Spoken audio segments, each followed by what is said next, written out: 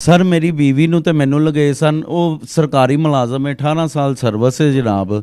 ਤੇ ਹੁਣ ਮੈਂ ਜਿਹੜਾ ਨਾ ਇਹਨਾਂ ਨੇ ਨਾ ਬਹੁਤ ਜ਼ਿਆਦਾ ਮੇਰੇ ਬੱਚਿਆਂ ਨੂੰ ਪਰੇਸ਼ਾਨ ਕੀਤਾ ਹੈ। ਹਾਈ ਕੋਰਟੋਂ ਜੱਜ ਸਾਹਿਬ ਕੋ ਰਿਟ ਦੇ ਵਿੱਚ ਲਹਵਾਇਆ ਕਿ ਜਨਾਬ ਸਾਰੀ ਉਮਰ ਦੇ ਵਿੱਚ ਮੇਰੇ ਤੇ 3 ਪਰਚੇ ਹੋਏ ਨੇ, ਇੱਕ ਤੇ ਵਿੱਚ ਮੈਂ ਬੈਲਫ 'ਚ ਕਾਮਯਾਬ ਹੋਇਆ ਆ, ਮੈਨੂੰ ਉੱਥੇ ਰਿਲੀਜ਼ ਮਿਲਿਆ। ਸਰ ਬਿਲਕੁਲ ਤਿੰਨੇ ਹੀ ਨਜਾਇਜ਼ ਨੇ, ਤੁਸੀਂ ਕੱਢ ਸਕਦੇ ਹੋ ਇਹਨਾਂ ਦਾ ਡਾਟਾ। ਇਹ ਹਰ ਕਿਸੇ ਕੋ ਰਿਸ਼ਵਤ ਲੈਂਦੇ ਨੇ ਤੇ ਉਹਨਾਂ ਨੂੰ ਬੰਦਿਆਂ ਨੂੰ ਪਰੇਸ਼ਾਨ ਕਰਕੇ ਪੈਸਾ ਲੈਂਦੇ ਨੇ। ਜਿਹੜੇ ਤੁਹਾਡੇ ਉੱਤੇ 3 FIRਾਂ ਸੀ ਉਹ ਹਲੇ ਵੀ ਚੱਲਦੀਆਂ ਪਈਆਂ ਨੇ, ਖਾਰਜ ਹੋ ਗਈਆਂ ਨੇ ਜਾਂ ਤੁਹਾਨੂੰ ਸਜ਼ਾ ਹੋਈ ਉਹਨਾਂ? ਸਰ ਜਿਹੜੀ ਬੈਲਫ ਵਾਲੀ ਹੈ ਨਾ, ਉਹ ਮੈਂ ਖੁਦ ਹੀ ਨਹੀਂ ਸੀ ਕਰਵਾ ਰਿਹਾ। 2016 ਚ ਮੇਰੇ ਤੇ ਹੋਇਆ 9B ਦਾ ਪਰਚਾ, ਠੀਕ ਹੈ ਸਰ ਜੀ।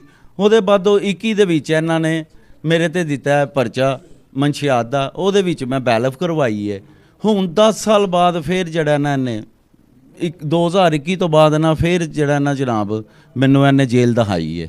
ਲਿਹਾਜ਼ਾ ਮੇਰੀ ਸਾਹਿਬ ਅੱਗੇ ਗੁਜ਼ਾਰਿਸ਼ ਹੈ ਕਿ ਜਨਾਬ ਇਹਨਾਂ ਨੂੰ ਨਾ ਖੁਦ ਜੇਲ੍ਹ ਦਹਾਈ ਜਾਏ, ਕਿਉਂਕਿ ਇਹ ਬਹੁਤ ਜ਼ਿਆਦਾ ਕ੍ਰਿਮੀਨਲ ਹੀ ਗਏ ਨੇ, ਮਨਸ਼ਿਆਤ ਦੇ ਵਿੱਚ ਵੀ ਤੇ